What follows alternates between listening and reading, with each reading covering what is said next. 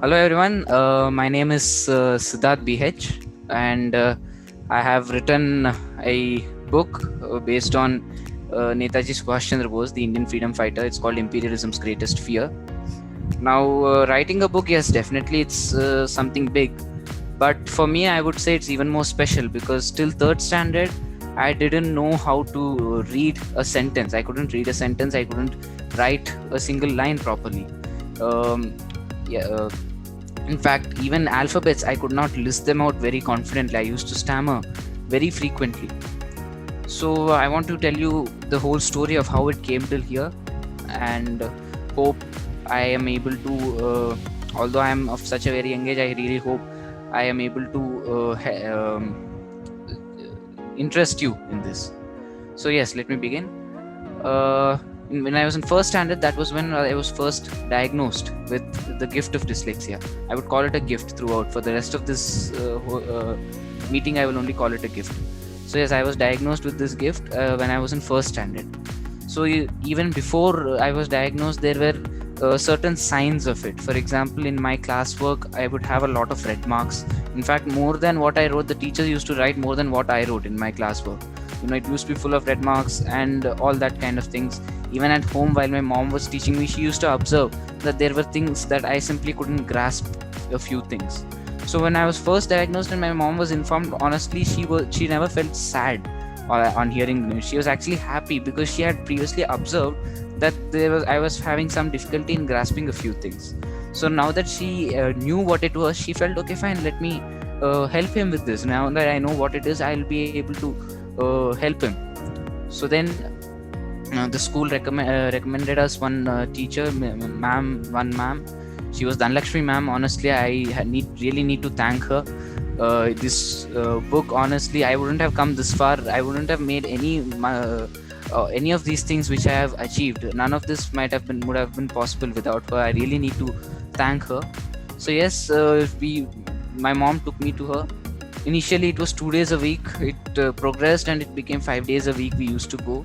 Now we used to go there. I used to sit in the class. The house wasn't very close to the tuition, which is why my mom couldn't go and come. So she came and she used to wait outside while I was sitting inside, and while I was attending the class, she used to wait outside.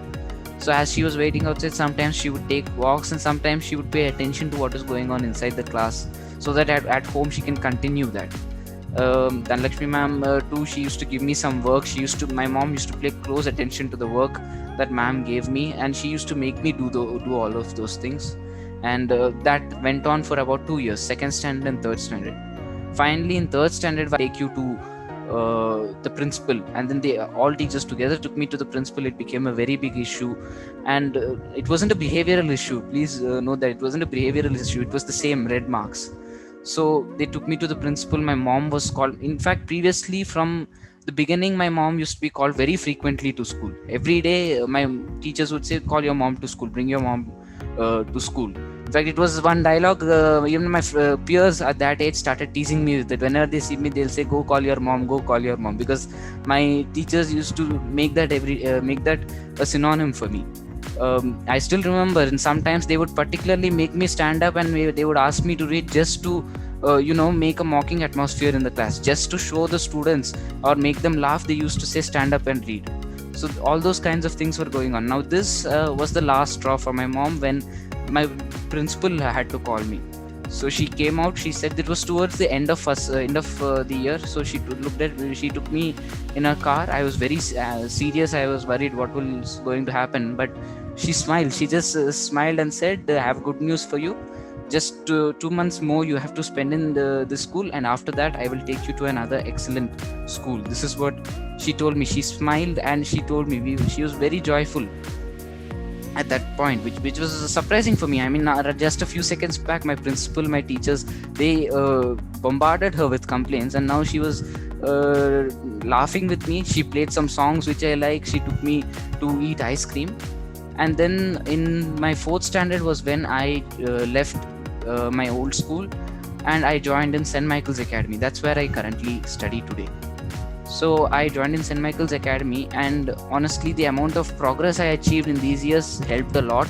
uh, there were huge tremendous amounts of progress, so much that in my new school most all the major signs of the gift weren't very forward out present outwards, which is why I wasn't targeted so much in my new school. There were still a few difficulties I would face, and my mom would help me out of it. So these difficulties included me. I would take a really long time. For just to give you an example, I would take a really long time to take one particular subject book outside and keep it on my desk. That would take a very long time for me, because unlike other students who would just open the book from up and go look into it, I didn't know how to do that. I used to take every book outside, open it, look at the first page. If it's the correct one, I would keep it. If not, I will have to keep it inside, take a new one. So that was the procedure I went through. So to help me this, my mom observed this, and then to help me this, what she did was she went to the supermarket and bought a few charts. She brought those charts home. She took all the books I had, and she gave each subject, she gave a specific color. For example, maths, I remember, was black color because it was a dark subject for me. Science was green because it had things about leaves, plants, and all. She made it green. So she colored. I had a different color for every book, every textbook, which is why this time I found it easier. So I slowly overcame that problem through this color coding. That helped me a lot. So these kind of small difficulties I had, my mom would observe it. She would look into it, and she would give me a solution. So such things were happening, due to which my after third standard, in my fourth standard, I didn't face much of complaints from school. I did have a little bit difficulty still in reading, but I was able to go through most of it.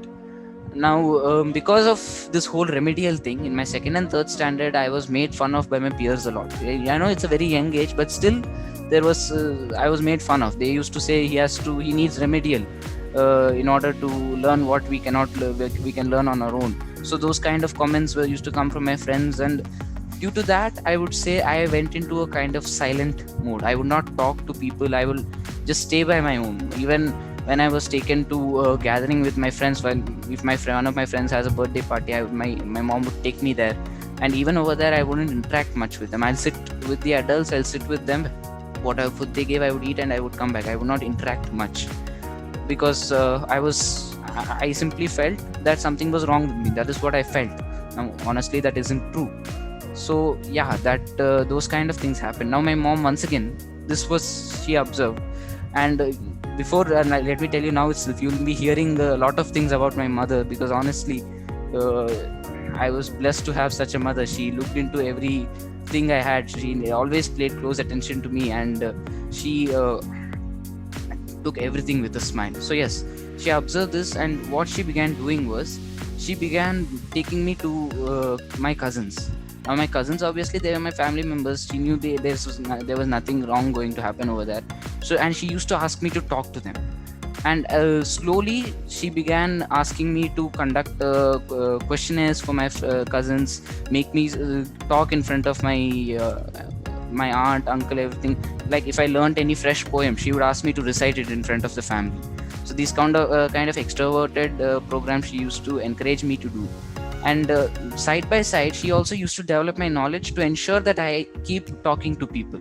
For example, during the early days of the internet, this is when in India internet began coming to India. YouTube was really new to us.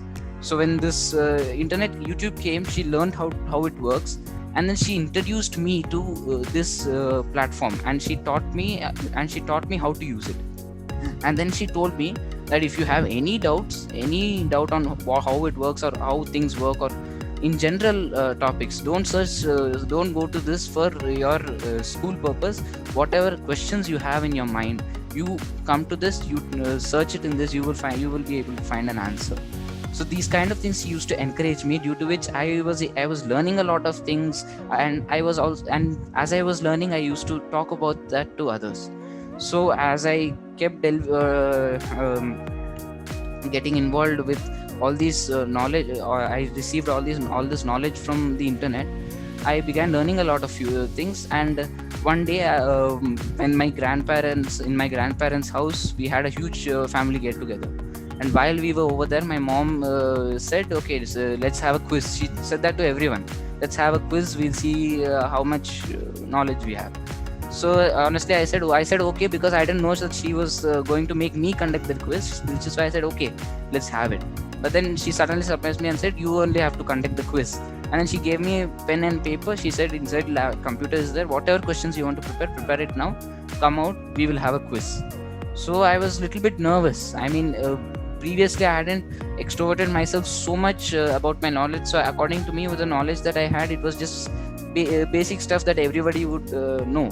So as I prepared this quiz and I came out and I asked a few questions, and at the end of the day, honestly, I got several compliments from my cousins and my uncle, aunt, all of them. They gave me a lot of compliments. Now, these kind of compliments, this wasn't the only event. She used to take me to multiple events like this. So thanks to these compliments, I came out of that kind of shutdown mode which I had gone into previously. I was able to express myself more. So that these kind of events she used to conduct. Now in 6th standard, when I was there, my mom observed that I didn't grasp what was happening in class. She put me in tuitions. Like, tuition is something unfortunate. It is unfortunate, but in thanks to the education system, tuition is something that every child has to go to if they expect him to get good marks. Now she tried putting me in the regular tuition that other students were going to, but she observed that even when I go to these tuitions, the amount of the attention that I receive is the same as the attention I receive in class. And I needed, she observed that I needed one-on-one attention. I needed someone to sit with me and explain things to me close by close. They would look into my eyes and explain stuff in detail. She observed this. And so what she did was she arranged for home tutors. Now, home tutors she began arranging. There were a few shifts in the home tutors, obviously. And as those shifts went by, she found I was able to cope up a little more in my studies. Even then, I did have a few more issues like plus and minus. These two points in maths, you see from 6th standard onwards, you have lengthy equations, and I used to make the mistake of plus and minus. I used to interchange them a lot. In general, the plus sign and minus sign I used to interchange. I used to get confused with this. So so even my mom observed this. My mom also observed this, and she said, try this time. You have to try something on your own. You come up with it, and I will if there are any better ideas, I'll give you, but you have to come up with the solution to this one. So then I thought, and I felt, and I began using colors, different colors for the plus and minus signs. Now these colors, I didn't use black and blue, because black and blue, it is present in general while writing an answer. I used unique colors like green and red. I used it for my plus, and minus, red I used it for minus. So using that once again helped those forms of simplification those forms of simplification sums. I was able to do it with ease. Now, as I was going through home tutors, it was never during the initial days, we never had one constant home tutor. We kept shifting home tutors very frequently. Now, at one point of time, she found two people, one sir for maths and one sir for physics and chemistry. For physics and chemistry, we found a man named Mr. Money. He's doing research.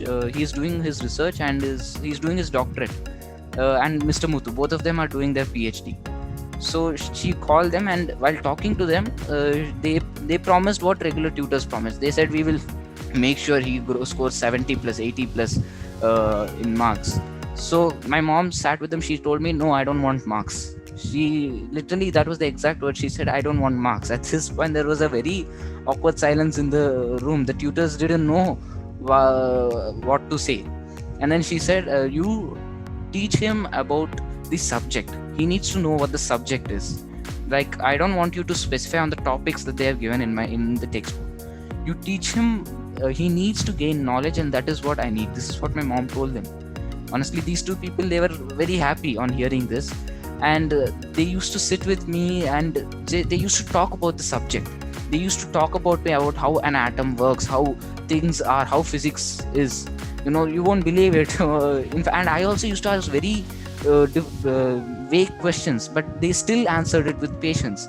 because the pressure for marks wasn't on them. They answered those questions too on with patience. You won't believe it. I still remember one particular day, my sir was teaching me the how things move, how when you apply force on one side, the object moves to the other side. That this is such a basic thing he was teaching me, and basic Newton's laws he was teaching me. Out of the blue, I just looked at him and I asked, sir, how does a nuclear bomb work? I asked him that question. Now he looked at me for a few seconds and then he began explaining that question to me. So he told me how it is, the interior of it, what is nuclear fission, what is nuclear fusion. All this he used to explain it to me, and all this I understood because he taught me not as a tutor but as a friend. As a friendly discussion it became, thanks to this encouragement that my mom the removal of the mark pressure actually made me and my tutor a friend to friend basis conversation. Even today I call him sometimes. I talk to him as a friend. I talk to him. He's even taken me to his lab at CLRI. I've seen all his apparatuses, and he shows me a few experiments directly. Now this happened and I began gaining knowledge. Now as I gain knowledge, what would happen in class when ma'am was teaching something and she would ask a question, I would answer openly, fully, with full confidence I would answer. Now when I answer those questions, my obviously the amount of self-confidence I had increased. The nervousness that I had previously, the shutdown mode that I kind of went into previously had completely come off now. And due to this knowledge again, I actually enjoyed sitting in the class. Yes, mark pressure, since marks I did not really concentrate on them. In my middle school I didn't concentrate at all. In fact, my mom, maximum if I get really, my mom would only say, just pass, that is enough for me. Just make sure you pass, that's enough, and you don't need to give me 90s or 89, 79 or 78 out of 80. You pass, that's it. So as that went on, I gained extreme knowledge, so much that in physics I used to answer. Now the teachers who otherwise would have had very bad impressions on me had very good impressions of me. They expected that okay fine, this is a topper. That is what they thought in their head. And during one such PTA meeting, my mom and I were sitting on this side of the desk. My physics teacher was sitting on the other side. And so she was saying, this guy is very smart. She was expressing herself, and she said, he's a very smart guy. And then she looked at me and she asked, how much did you score in physics? I said, ma'am, I got just passed, ma'am. 40 I got, ma'am, and that too because of internals only I was able to pass, ma'am. I told her. And this was a very awkward silence in the room. All the other parents sitting in the room were looking at us. What is this? Just because 5 seconds ago the teacher was saying this guy is really smart. So my teacher looked at me for some time. He said, are you sure, Siddharth? And then I said, yes. And I showed her the answer sheet. And then she sent me out of the class and she asked my mom, how is it? Because in class when he talks, he knows a huge variety of subjects. Why is it that in marks he has this difficulty?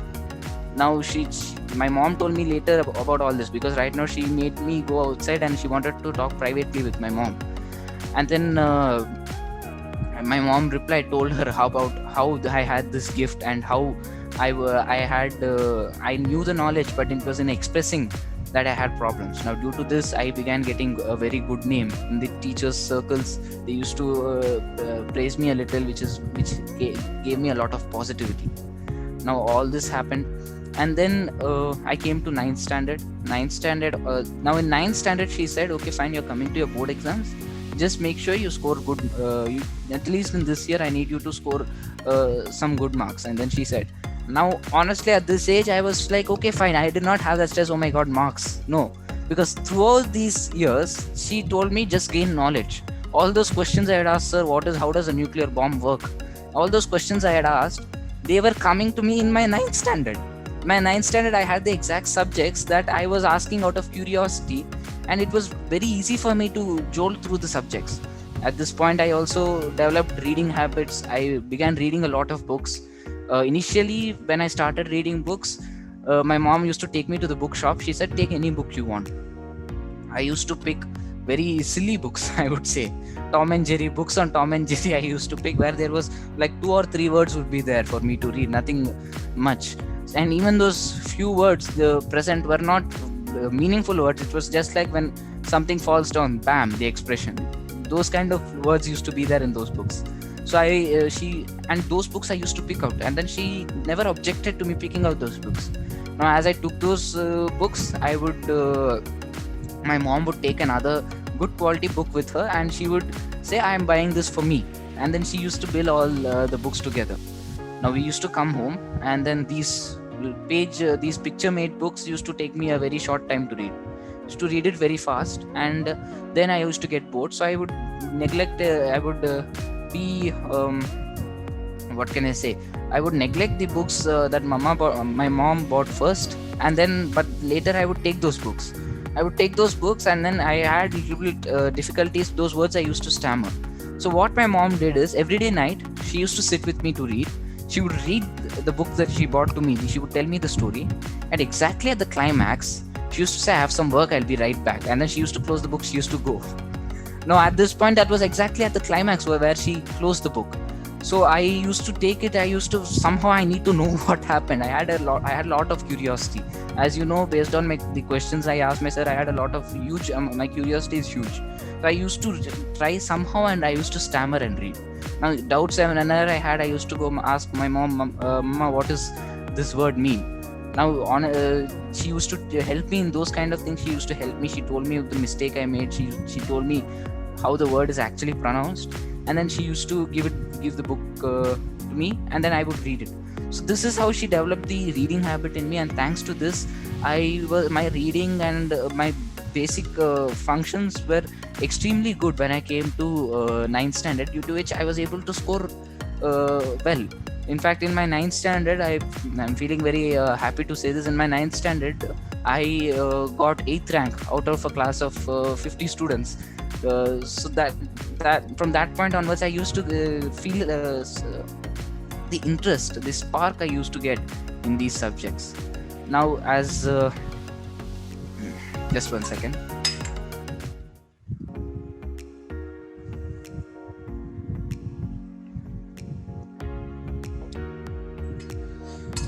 So now I'll tell you all in detail the things that that I would say helped me. My mom did, and it helped me. She used to do a lot of things. Now, I would say the most important out of those is listening to me. Now I had the habit of just talking to her a lot, and sometimes I would just talk just nonsense. No one will understand what I was talking about, but she would still pay attention to what I was talking. She would still look into me, look at me, give me eye to eye contact, and she used to listen to what I was expressing. Although what I was expressing was almost nothing. Like, I used to talk about Avengers sometimes, and suddenly change the topic to what I learned at school today.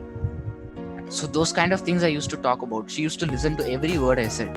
Even when I was talking about school experiences, what I did with my friends, she used to sit with me and she used to listen. She never said, okay, fine, be quiet for some time. The irritation she never showed at me. So she was sitting and she used to listen to every word I said. And that encouraged me to learn more so that I could express more to her. Even today, you won't believe it, even today sometimes I go and I sit with her and I just talk about subjects that I learned. For example, I would talk about nowadays as you might know, I am a little bit involved in politics. So in political events, I go through the news. So I would sit with her and I would tell her all the current events that those are happening. I would talk to her about about different events. Like a few conversations were about demonetization. Recently, the cabinet change. I sat with her and I explained the whole thing to her for about 3 to 4 hours. We were talking about that. Yet she did not even show a speck of negligence. She used to concentrate, listen to every word. She used to ask doubts. In fact, in what I am talking. So this really helped me, as several of you here are parents. So this one thing that I will really request you all to do is listen to what your child says, because that really helped me, because that will tell them that there is someone to listen to you. There is someone who will listen to the things that you learn, and hence that will encourage my interest in learning new stuff so that I can talk to them. So this is one way she helped me. Another thing she used to do is she used to repeat tables, 7 tables, 6 tables. She used to repeat these tables over and over again. She used to somehow make a tune out of these, and she used to sing it to me. When I was sleeping, she used to sing. In general, she used to sing. She used to make me sing, and that helped me. The tune of the music helped me remember these tables very well. You won't believe it, but in my 10th standard revision exams, I still remember I sat there and I had to sing the 7 table song for one of the sums. 7 9s are I was a little bit confused, so I sat there and I sang the song on my own, and then I wrote this song. So that is how it is. She helped me. That tune helped me understand, grasp the music. That was another major thing that helped me. Now, yes, there are basically there's basically a lot of things that went the right way for me. Now, I have observed or what I have seen in general is that when any particular child is diagnosed with this gift, there are three types of reactions from different parents. Three types of reactions. One is that, okay, fine, he has dyslexia, let me put him in a remedial class, and he will feel all right. He will come out of it on his own. I don't have to pay attention to him. The second type of reaction is that, oh my god, he has this difficulty. Oh my god, what do I do? Then they go to the child and say, you have to work hard, you have this difficulty, things are going to be hard for you. They talk all this I would say nonsense to the child. They talk to them like that. The third thing reaction which they give is, this is the best type of reaction that a parent can give, is, okay, fine, you have this, come on, let's push through this. This is just a small issue. In fact, it's a blessing. Let's utilize that blessing which you have. This is what the third type of reaction that parents give, and this, I would say, is the best kind of reaction, the best thing, best expression that you can give to your child, honestly, because both the previous things will not work. It will not work, because a lot of people, they feel that if a child isn't scoring well in exams, it is because that person doesn't work hard. That is the reason. No, that is not why. The child, he has this, which blessing he has, he needs to know how to use it.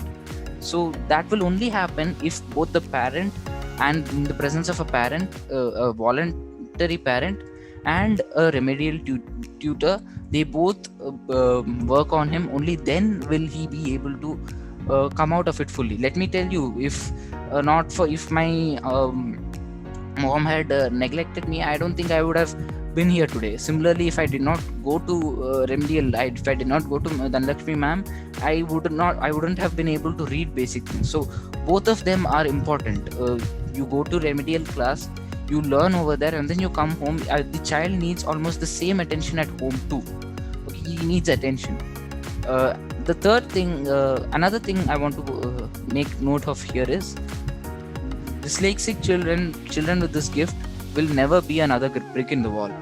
They will not be one among 100. They will be one out of the 100. So that one out of the 100, how will they become? They become in specific fields. Like most of you sitting over here know about Einstein. Most of you know about Tom Cruise.